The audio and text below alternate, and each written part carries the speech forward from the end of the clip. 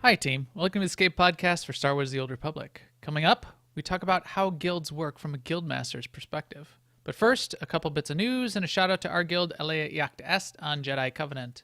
Our broadcast astromech today is EPC 137, who is just thrilled that I've elected him Guildmaster of the Escape Pod just now. With me, as always, is Seema. Hi, Seema. How's it going? It's going great.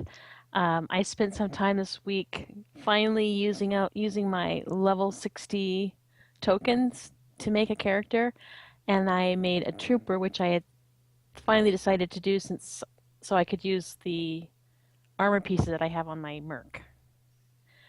But that doesn't work, I realized, because I want to make this character a DPS. I made her, a DPS spec, which I've done before, and always before I get to max level, I end up switching back to healing.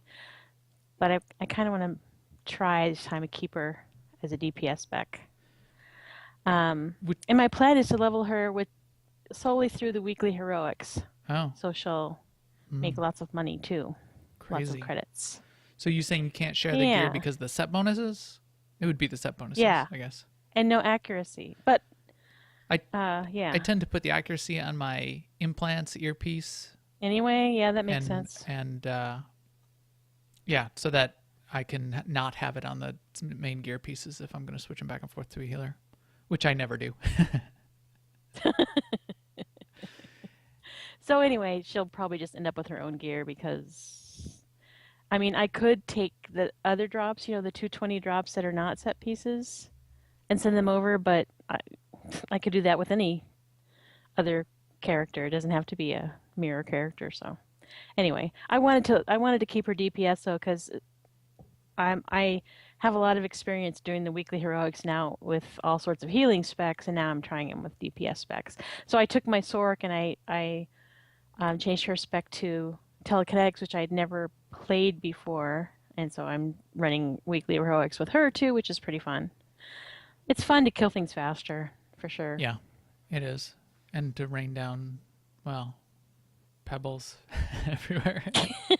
No, this one's a Sork, so Oh, so lightning. lightning. But I went out to Voss today with my scoundrel and did heroics there, and those are kind of painful and tedious, at least with a scoundrel who's still in the healing spec. So it's sort of like he's running around like giving them all paper cuts while Nico is shooting them, and it just took a long time. Yep, Did I use the wrong word? Arv, whatever the it's non lightning. madness, It's non lightning balanced spec. one is. Telekinetic, you throw rocks. Lightning, you shoot lightning out your hands. So I this Well, week. Oh, go ahead. I'm gonna probably I have a sage too that I'm probably gonna switch over my sage Seema Purdue. But anyway, yes. So how has your week been, Max? I took my bounty hunter. In fact, I should keep doing it right now. Why am I not doing it while we're talking? I took scavenging off of my bounty hunter. I've had scavenging on since I rolled this bounty hunter, what, 17 years ago when the game launched. And I had scavenging because I did armor mech, and with armor mech you do scavenging and you do underworld trading because that's what you do. And I realized I've got another character that I run if I actually want to scavenge, that I take out and I run scavenging like a mad person, that's got scavenging and archaeology and slicing. So I'll go to Yavin and just clean house, just turn on the vacuum cleaner and suck everything up. So I never use scavenging on my bounty hunter, and I sit there on ops nights and mandatory fun nights for hours on this character, wishing that I could be running slicing missions. So now I can. Now I can. And now you must.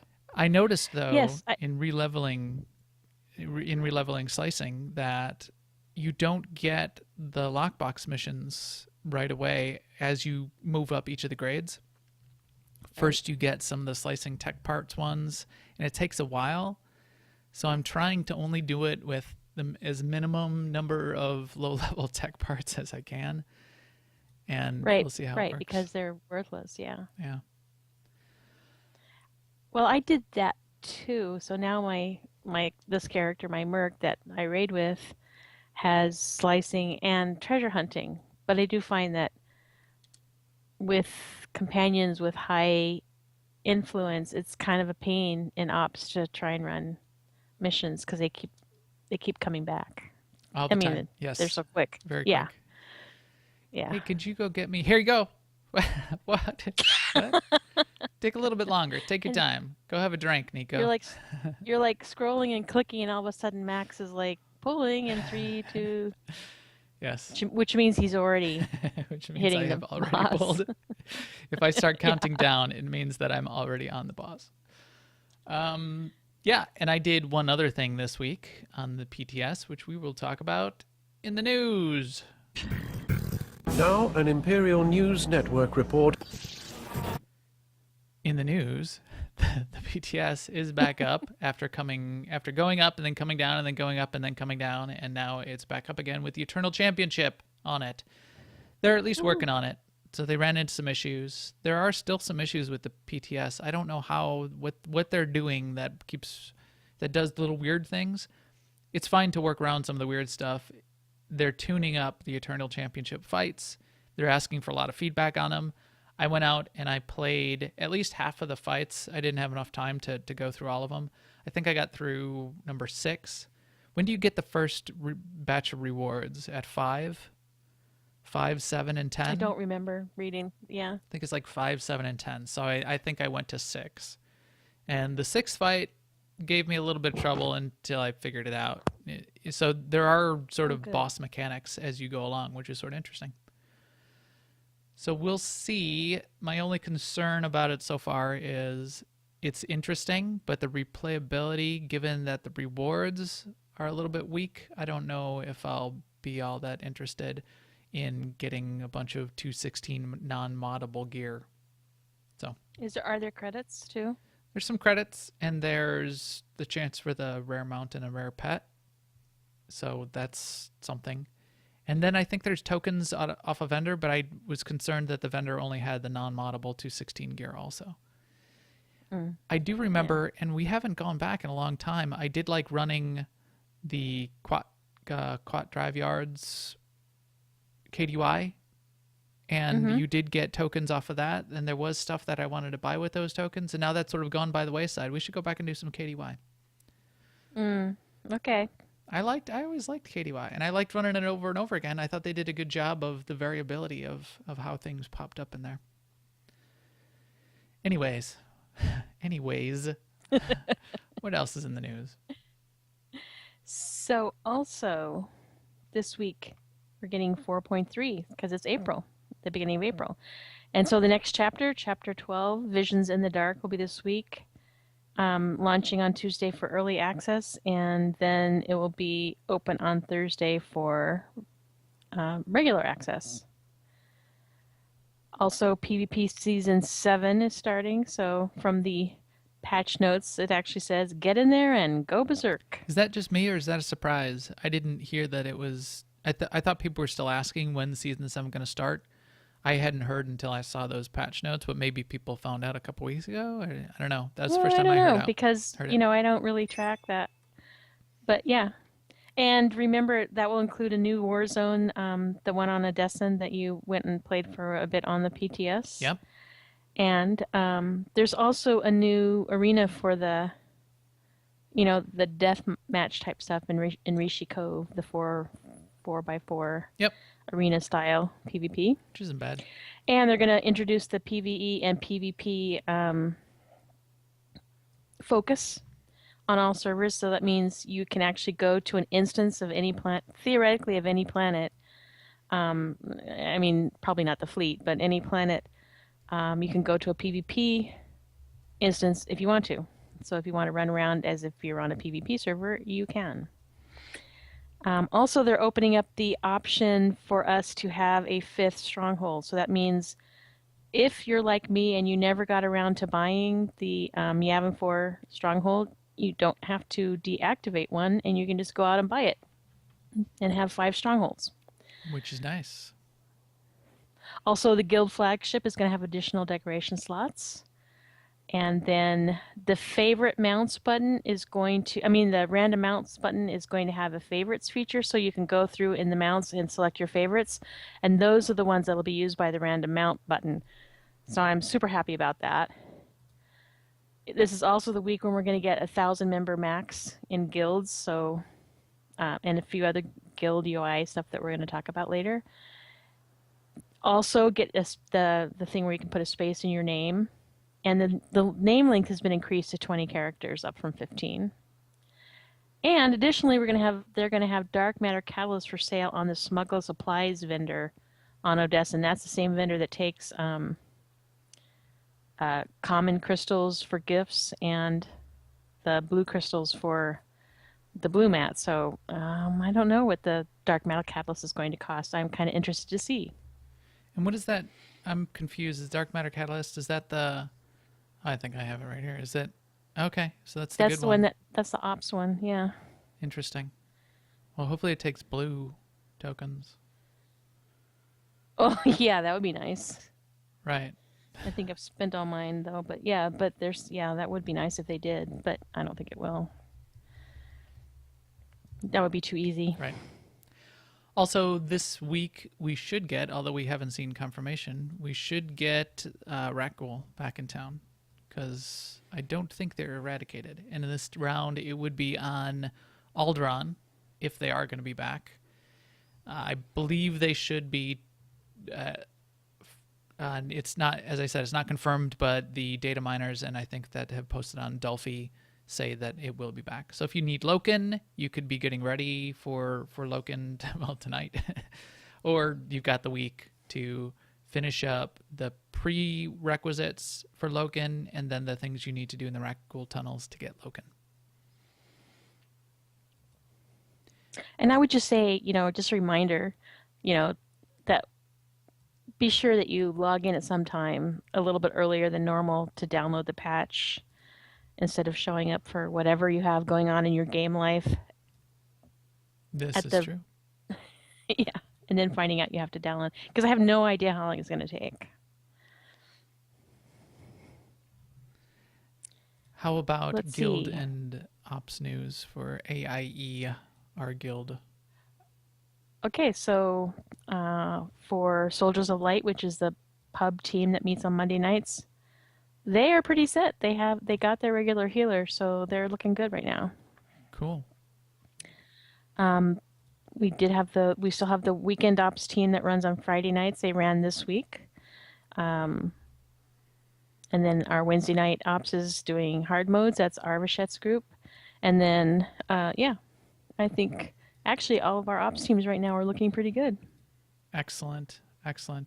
And what if someone is not on an ops team in AIE, Seema? What well, you know what? If someone is not in AIE, our guild is always looking for new members on Jedi Covenant. Our parent community, Alea Eacta Est, is a very large, family-friendly multi-game group. We have a solid guild here in SWTOR, both on the Republic and the Imperial sides. And if you want more info about our guild, you can find it on aie-guild.org. And if you want to join the guild in SWTOR, just catch one of the officers in game by typing /cjoin AIE LFO. Evenings are always the best time for that. Yes. And you might need to switch sides back and forth to find someone, or you can catch Seema or I on Twitter, and we can try to jump in there for you or track another of our officers down. And speaking of invites and officers and guilds and guildmasters, we have a special segment tonight. Special. They're all special. Deep in the ancient, monster-infested tomb of Marka Ragnos, there is a holocron filled with dark secrets and encased in a great stone monument. And that holocron contains the secrets of the Guildmaster. So, Seema... And it is kind of a secret, because if you're not a Guildmaster, you can't see the interface. Right. So I thought it was a really good idea. And so Seema had the idea this week that because a lot of people may never have been a Guildmaster or run a guild, even started one up for fun on the side, you may never have seen how the guild management screens work. So we're going to go through that. And there's not a ton, but we will go through that. And things are changing a little bit with the patch on Tuesday, and we'll talk a little bit about that too. But I thought even on my screen here, we'll talk through it, but in the stream, I will show it off a little bit too while we're talking. A couple things. I think it's pretty obvious everyone would understand that one of the key job of officers and the Guildmaster is player management. So you're adding and removing players. That's something that anyone who has invite privileges can do. But there's a few other things then behind the scenes that you're able to do. One thing, as you start to invite players, the first thing you'll want to do as a Guildmaster is be setting up the ranks. And you have the ability on the ranks tab of the guild page to set up multiple ranks and then assign permissions to all of those ranks. We have a whole series of ranks that we use. Some of them we don't use others. Some of them are slightly obsolete. But we've set up a special rank that we can invite people with basically no privileges. So we have a guild application system for AIE overall, and there's a really nice tool that'll collect all your characters across all the games. But to make it easy and to not have to have an application or not have to deal with any of that, to just get people in quickly, we created a rank with no rights and called that the citizen rank. They're able to view and talk in guild chat, and they're able to view member notes, but they're not able to sort of do anything else. They're not able to get into the guild bank. They're not able to do any other special capabilities. Then we have our main member rank, and you can see here, this is where most of our membership is. The main member rank basically has the same rights as the citizen, but we've added on the guild bank, and we'll walk over to the guild bank shortly and show off how that goes. Up from there, we have a couple types of officers. Our main rank for officers is pretty much has all the rights. So all our officers have all the rights to do pretty much everything. I think we do have a special rank for visiting officers that we created that just takes away the guild conquest invade planet right, because that's complicated unless somebody knows exactly how guild conquest works. So we also want to just have a name for people that were officers in other games in AIE, but we're bringing them over to they were playing in Star Wars: The Old Republic, and we wanted that to be visible. So when people are officers for us, they're officers across the community to some degree. They're officers in SWTOR if they want to be, but if they're just playing, I like to make it visible that they're officers in other games so people can talk to them and ask them questions about those kinds of things. Right. We had one more rank between sort of the officer rank and the Guildmaster rank. Again, it's somewhat obsolete, but it gave us an opportunity to sort of have someone assigned if the Guildmaster was going to be with every possible privilege if the Guildmaster was going to be gone for some period of time for some reason. We haven't used it in a long time, but it's there, and you could set up a rank like that. So what about your comments, Seema, on ranks? Anything else you can think of that we've done special in ranks, or that you could think of that we should do in ranks? Well, I'm just, after you create ranks, you can move them up and down, can you not? So you can shuffle the ranks. Why would that matter? Yeah. Though? Does that? I don't know why that would matter. Oh, I think that just I don't know. sorts them in the list when you're assigning someone a rank. So yeah, what really matters is the rights you give each rank. Right. So then I think it just sorts them in this list, but the rights are the rights. So even if you put initiate way at the top, it wouldn't matter. Yeah.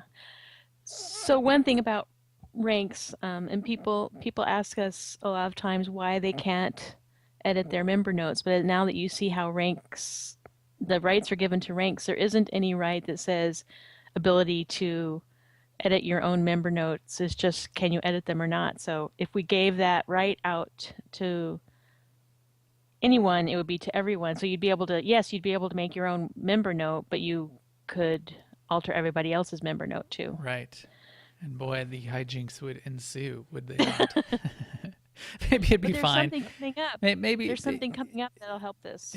Yeah, exactly. And maybe it would be fine, but it would, just especially when we first got started and things were a little crazy and we had tons of people in and out, it was easier just to not have it.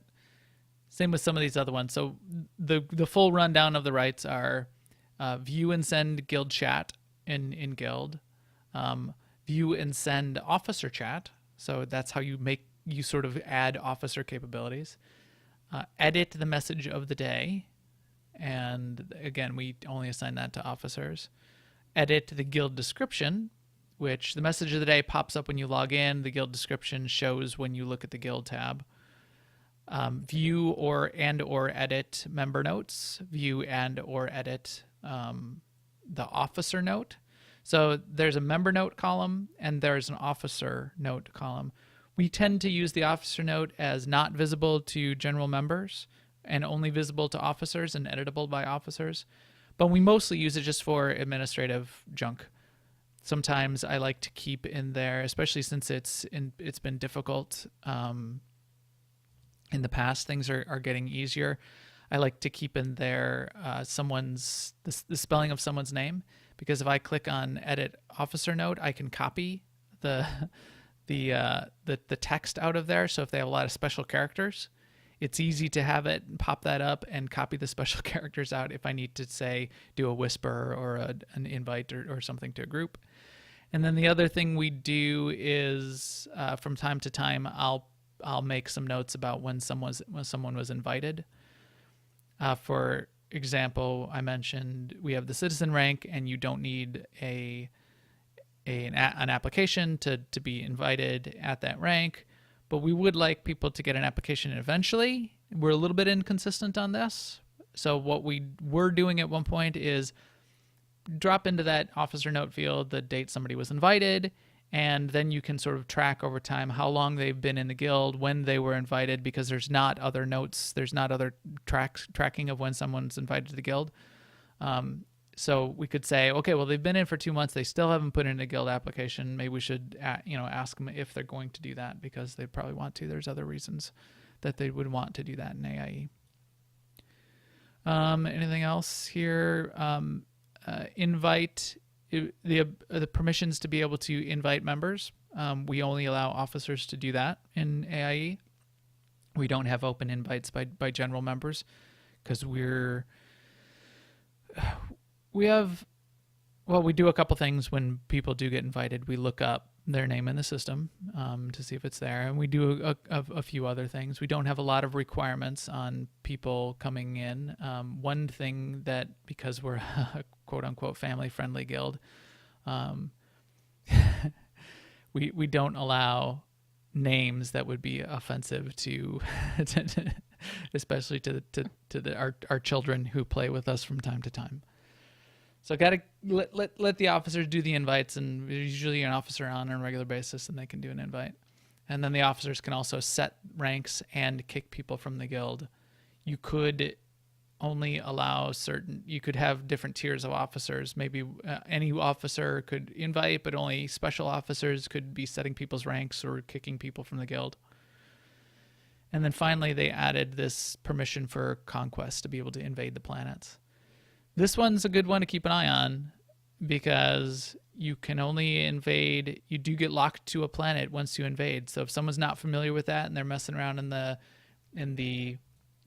Conquest tab, you could not be, you could accidentally invade a planet, and that might cause problems for your guild for the week if it's not the planet you were going after or wanting. And finally, we don't require anyone of any rank to have a security key, but this isn't a bad idea, especially when you have, say, officers that have full access to the guild bank funds. In fact, Sima, maybe we should ask if all of our officers have security keys. We could turn that on. I wouldn't be against that. I know we do it in other games that have that type of capability. We require I've been officers in guilds where, in some other it was games. Required for everyone who had guild bank access, not just access to the funds, but yeah. Now, when we get to guild bank, we'll talk about some other protections to guild bank that will allow. I think we would be fine with with everyone Oh. having access, and if everything got stolen that is accessible on the accessible tabs, that it wouldn't really And be a it's not like we problem. keep golden tauntauns in the guild bank anyway. Right, exactly. So anything else on that general guild interface? So it's relatively straightforward. Mostly it's just setting up the ranks. Does everyone have visibility to the number of accounts that you have that for guild experience and reputation bonus? Or is that just the Guildmaster? No, I think everyone sees that. Or wait, are you talking about where it says 498 members? No, where it says 107 qualifying accounts as you hover over the guild reputation bonus of 10%. Oh, I don't. I want to say I think everyone has that. Maybe Arv knows. Yeah. And so, yeah, edit the description, edit the message of the day, set the ranks. In the actual interface for the members, that's where you can right click if you have the correct privileges and be setting rank in there and kicking people out of the guild. You can view offline members, so I do this periodically. I look at offline members and I switch to last played. This is useful. So when we need to clear some guild space, we'll look for old alts that haven't been played in a while. So I'll scroll down the list and say, oh, here, this character, this player hasn't been on in a while, or here somebody's old alt they haven't played in 200 days, or I think we're getting lower and lower because we're filling up the. Yes, we are. The We just have to make it until tomorrow just sometime. till tomorrow. Look, we're up to 498 again. I keep Yeah. clearing space. 498. We're hovering on the edge once again. Yes. So tomorrow morning. So let's get to that. Why don't you walk us through the things that are coming tomorrow in the patch updates before I walk over to the guild bank and we show off what's going on there. Okay, so in the patch updates, well, I already mentioned that the guild max number of members is going up to 1,000, thank goodness. And then the guild members can now be sorted by legacy. So that means if you're looking at the guild roster, you could click to show offline characters and then sort by legacy, and then you can see, like if you see somebody's name, you can go, oh, that's so-and-so, I know who that is. So that'll help a little bit with the fact that you can't edit member notes, because that's what people want to do, is they want to put their mains in. Also, guild leaders will have the ability to mark an individual character as a main. This is going to be useful for like raiding guilds where they give loot according to whether or not you're there on your main, et cetera, make that I easier. didn't even think of that. Yeah, okay. But that's because we don't really do that. And then they said, here's a note, they removed the guild tab from the social UI, so I guess that means it's going to have its own place, its own garage. Interesting. So I wonder where that will be. It's going to get And then, its own letter. Maybe yeah, I don't have any free letters. Sorry, guild tab. Oh, well, if you hit G, it comes up straight to that guild tab. So maybe it'll come up with its own window. That would be nice. That's true. And then the last thing is, they said there's going to be additional information to the guild UI if a character is not currently in a guild. I think what they're saying there is, if you're looking at you can see some information about a guild even though you're not a member. So you can decide whether you are interested in that guild maybe. Interesting. Yeah, I don't know exactly what that means. That would be interesting to see. I didn't go on the PTS and they don't copy your guild over when you copy characters over to the PTS.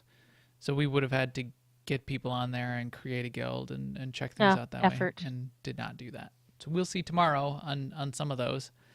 The fact that guild leaders need to mark an individual character as a main, we're going to have to figure that out.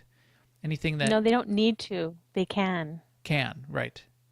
Yeah. But, and I guess I meant by that, it doesn't sound like I as a character can mark my own main, and maybe it's going to be another thing like, you either have the ability to mark any character as a main, or you have no ability. Not, can I mark my own main as my main, which would be nice. Well, I was just gonna. Well, typically in a raiding guild, you couldn't just change your main whenever you wanted to. You Oh, have to go good to the point. raid leader and say, I want to change my main, and they have to say, well, sorry, we need you in this role, or Mm. no, we don't want to gear up another person. It's a decision. So if they gave three switches, no ability to set anyone's or ability to set your own, that would be nice. In our guild, then we could turn it on for Yeah, everybody to be that able to would set be their own. nice. Yeah. So Ethcom in the chat room says there was some ability to set your own name on the PTS. If it's only your own name, then that will be useful. But the number one on this list that I think we agree on is the fact that our guild cap is going up to 1,000. Just with everyone having lots of alts and us getting a pretty good influx of new players all the time, we keep bumping up against that 500 cap, and it's it's a little bit of a pain. I keep having to delete and boot old characters on a regular basis. It'll be nice to have a little There's bit your of breathing core slug. room.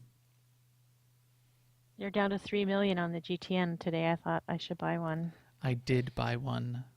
I bought a Oh, did core you? slug. Yeah, I've got it here in inventory. Soldier. I've not gone and get it yet. I've got the requisition, the core slug soldier handler license, and the I personal thought, warbot operator because requisition. when I said that I wanted to get one, you're like, why would you want a core slug? I know. That was a ruse. Then I ran to the GTN and I undercut you.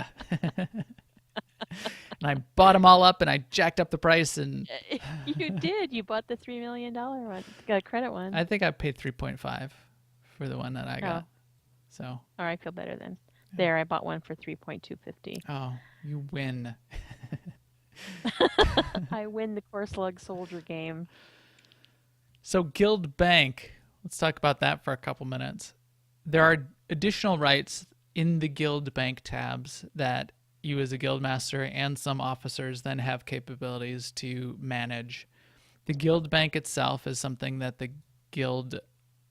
do you have the ability to add additional Guild Bank tabs as an officer, Seema? Or is that just me as the Guildmaster? I will tell you right now. So that's one thing you definitely do in this guild interface as an officer, or maybe only as the Guildmaster, is you can start adding your bank tabs. Bank tabs are quite expensive, and they use funds that need to be in the guild bank. We would need to pay $7 million to get a 5th guild bank tab, which we don't know, which we don't really need at this point. Yeah, I don't have the button for We don't- getting a new tab. We don't make great use of our guild bank right now. We've got to get people more used to taking things out. And once we get used to people taking things out, then maybe we could get another tab that to fill with useful things. Like a lot of this stuff people need to get rid of and make use of. Yes. Yeah. Low-level augments. Schematics. People should be grabbing the schematics. Materials. We have a tab for some extra crafting materials. And then we have a tab we've set aside for guild ship materials. And this is where we're storing our frameworks and encryptions that we're using to unlock the guild ship. And I believe that's a tab, for example, that we allow deposit capability for general members. But we do not allow them to withdraw from that tab. So for each of the tabs, you can set the capability that you assign to a particular member. So or a particular rank. At the top, you change the rank. Then within that rank, you set the rights for what they can do with the guild bank. The first is how many credits are they allowed to be taking out of the guild bank on a regular basis? Do they have permission to withdraw credits directly? Do they have permission to use credits for repair? And then there's a guild bank ledger, which shows everybody who's taking credits out or putting credits into the guild bank. And you can give people the rights to see that or not see that. So for our general apprentice, or our general membership rank, we don't allow people to take out guild funds just because it's been easier that way. We haven't had a need to offer that capability. We're thinking about maybe trying to change that. I don't think we would have anybody that would necessarily be abusing that. that might give us a capability to turn on allowing people to do guild summons, which right now only officers can do because only officers have access to guild bank funds. And when you do a guild summons or you move the guild ship around, it requires funds to be quote unquote withdrawn from the guild bank as part of that process. You can also then set up each of the tabs and what the rights are for each of the tabs. Oh, I could even be setting a little icon for each of the tabs. Do we not have little icons? Yeah. I guess we don't. Why do we not have little icons? Well, set? if you call question mark an icon, we do. We have question marks. So we have a gear tab. There we go. We have a schematics tab. We have a materials tab. What's a good Oh my material? gosh, Max, Look at this. you haven't decorated the guild bank. I haven't decorated the guild bank. What would the guild ship icon be? I'm gonna have to figure out a guild ship token icon of some kind. We'll use star for now, even though that's not appropriate. Then you can set up the permissions that particular rank has on that type of tab. So we have 4 tabs in our guild bank. Everyone can see all 4 of the tabs. The general membership can view each of the tabs. They can add to any of the tabs. And then of our first 3 tabs, we've got it set to they can pull junk out. They can take anything they want out of the first 3, but they can't take stuff out of the last tab where we're saving those guild ship mats. Because again, those are special mats. They're for a special purpose. And we want people to be able to dump stuff in there so we can use it for the guild for unlocking things on the guild ship. You could, I think for our citizen rank, for example, we've got the guild bank completely shut off. So we say that's one of the incentives to get your application in for the guild is then you get bumped up to the regular rank and you can see everything from the guild bank. You can start taking stuff out of the guild bank. I'm not so concerned about people taking the stuff out of the guild bank at that introductory rank, but it's a little bit of an incentive to go get that app done. There's other really good reasons to do that in AIE anyway, so might as well. For many people, it's a bigger incentive because they want to put something into the guild bank. Mm-hmm. That's an issue as well. You can't even add to the guild bank the way we've got it set up currently. You could allow people to view and add, but not withdraw at all at the lower ranks. Right. That's an option. But this is just a reminder that the way we've got it set up right now, that just drop the app in, it takes 2 seconds, and then you're all set. Right. I mean, we call it an application, but really it's just your character name, and it's like it helps us keep track of all the characters. Right. There's Across no all the essay games, questions. which is nice. And our officers are able to pretty much do anything. We've got everything set to the max. What is this stack separately? Toggles whether stackable items should count as one item or multiple items when compared to the weekly withdrawal limits for the rank. Interesting. Right. Why so if someone withdraws a stack of something, is that 1 item or is it 20 items? And how does that count items? against their limit of how many withdrawals that they can have? So that's interesting. I see. So we've got it set so stacks do not count separately as separate items. Okay. Because again, we have a bigger problem with just having too much crap in our bank. Yes. And we don't have a problem with people taking take out too it. much, really. Anything else with the guild bank? The ledger, as I mentioned, you can see the previous week and the current week is all you can see in the ledger, and then the total withdrawals, deposits, and total balance that a character has executed against the guild bank funds. And then in the log, you can see who has added or withdrawn items from the guild bank. I guess I would rather see for each person what they've withdrawn and what they've deposited instead of each person in the guild with a 0 after it for this week. True. It would be useful. As we were saying, we only have it set to officers, but we were trying to figure out like here, I withdrew 62,000 credits. I don't know what that was. We think it was some combination of guild summons and moving the guild ship around and setting orbital support on the guild ship. But it would be nice to just see sort of a log of fund withdrawn for guild capability, funds withdrawn directly for cash, funds Yeah. withdrawn for repairs, and funds deposited. I mean, even if like an interface almost like the GTN, where it's just Yeah, a way to look into all the data. Yeah, that would be nice. that would be nice. So people in the chat room are yelling embezzlement. Yes. 62,000 credits I have taken from the guild. Rich, I tell you. Obviously I'm doing embezzlement wrong. Well, but I mean, it's a point, since the ledger is not visible to the membership the way we have it set up, and I think a lot of guilds do this. You wouldn't know if the leadership was taking money out of the. Oh, this is true. I the could guild. be. So here, now I've come clean. I am not embezzling. And as I said, we've got a special tab to hold special stuff. You could have hidden tabs that only officers can see, and we have used that before when we were doing. We've shut off visibility to one of the tabs in the past when we were collecting prizes for special guild events. You could do things like that. That's often useful. Otherwise, I think that's about it in terms of capabilities of the guild bank. Not too much more. Withdraw, deposit. I think anyone can deposit. Can citizens? No, citizens. No, citizens can't deposit. Can they deposit Not funds? the way we have it set up. I think they can deposit funds. Oh, funds? I don't Maybe. think there's any way to prevent Sorry. them from depositing funds. There's no way to prevent them. No. Keep your money. So 7 million credits for the next guild bank tab. I don't think we need one. Four tabs is serving us well at this point for the kinds of things that we bother to use the guild bank for. It's relatively underutilized for our guild. Yeah. Wouldn't you say? We don't really have any. Well, remember back in the day when Sojo used to take care of the guild bank, and she used to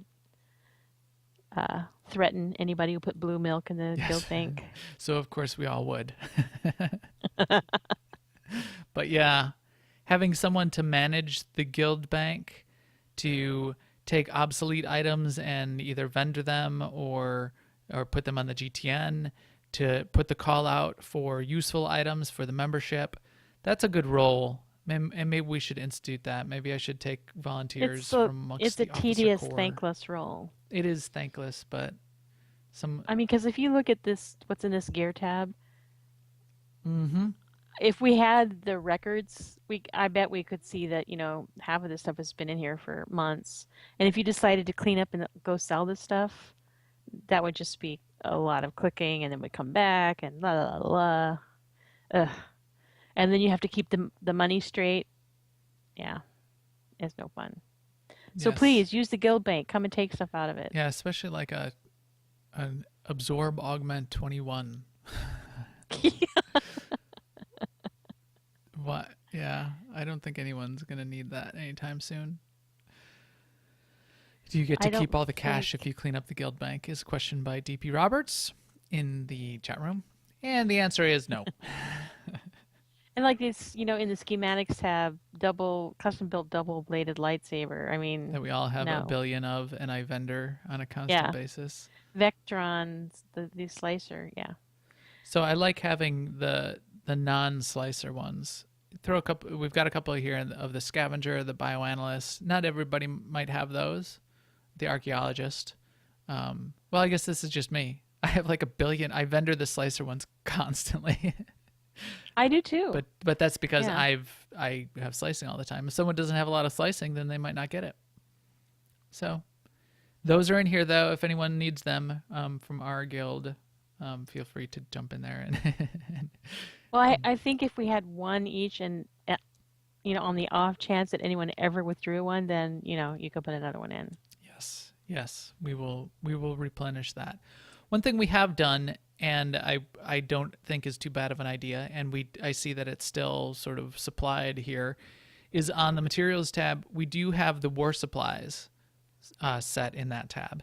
If you're missing one of the crafting skills that creates one of the 5 types of war supplies, and you want to create your own invasion force for the week for Conquest, What we do here is we run this sort of as a swap.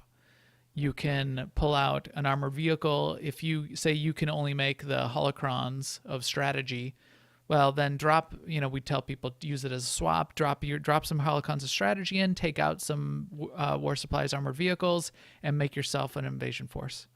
I think that's a relatively useful use for the guild tab on that count. Anything else you can think of in terms of the Guildmaster capabilities? So Conquest is available to all the officers, but could be available to anyone in the guild as a capability. Conquest, Which was an addition, by the way, because when Conquest first came out, only the Guildmaster could pick the planet, Right. and that actually caused issues. right? Because if a with many Guildmaster guilds. is gone for a couple days, or even if you're Yeah. offline for a couple days, you can miss Conquest for the week if you don't set a planet by Thursday or Friday. That shows up on the Conquest tab if you have the rights. So tomorrow I would see up here the options of the planets to invade and a button that says invade planet that would show up here. And all of our officers have that capability because we sometimes switch off. Arvashette, one of our officers, does a lot of the management of Conquest for us, for example. I do mess around with the guild message of the day on a regular basis. Not too often lately, but anytime we have a guild event, it's just a little edit box where you can change what pops up when people log in, and you can remind people that, hey, it's Tuesday, mandatory fun night. We're doing it on the Imperial side, and we could set that in here. That's fun and easy to do. Same thing with the guild description. You can have a couple pieces of background information. We have a link to our guild website, for example, where you can put in your application. Again, in the guild description. Not a bad thing to have some of that reference information set in that little edit box. There's not a lot of characters of space in here, but a little bit at least to put a link and a couple notes that people can get to. If you read threads about people requesting guild interface changes, one of the things that comes up again and again is more characters for those boxes. Yes, that's a good point. It is not very many characters, and characters are cheap in terms of computing power. I don't know why they don't just make it 10,000 characters. That's less than the data to create the skin of this core slug. Anyway, finally, there are some capabilities that the Guildmaster needs to deal with in terms of getting a guild ship, getting a guild stronghold, and I think as long as you have access to guild funds, you can do the unlocks when you get on the guild ship. But you need the access to guild funds, and you need the encryptions and that kind of thing. There's a bunch of guild funds that are required to be unlocking rooms and unlocking doors in the guild ship that the guild bank will give you capability for, but I think the guild master needs to go buy the ship or buy the guild stronghold. We haven't used guild strongholds in quite a while, but every guild has the option to buy a stronghold headquarters as well. So there's that. All right. Any final notes from you, Seema? You excited about 1,000 members? We're gonna fill it up this week too, aren't we? members. I am, and it's every week for the last month we've been saying, "Oh, it's coming, it's coming." I know. 1,000 members. Yeah. I think that'll be a big help. Click, click, click. And keep ticking I up like numbers. the legacy sort thing. Yeah, that'll be nice to have the legacy name for players in there for everyone's use. I bet we're gonna fill up that 1,000 members in the next 2 weeks, just because we can. Oh, yeah, maybe. But I think that's a pretty good wrap up. Let us know if you have any other questions. We will try to answer them. And with that, I think we can close it out. Our EPC 137 droid here is ready to head on out into his guild ship called the Escape Pod in his guild of one. That's sad. Thanks to all of you for joining us on newoverlords.com, iTunes, YouTube, which is back working again for us. I finally got last week's episode up just before the show from Twitch last week, and I'll have this week's episode up as well. You can follow us on YouTube to see when those go up. And you can also follow us live on Twitch. We will stream again next Monday night on twitch.tv/newoverlords around 10:30 p.m. Central. Please follow us on Twitter @MaxTheGray and @AIESEMA, and find us on Jedi Covenant and ask us for an AIE Guild invite. We would happy to make you Guild member number 1000. Yes, we would. And we will talk to you soon. Later, everyone.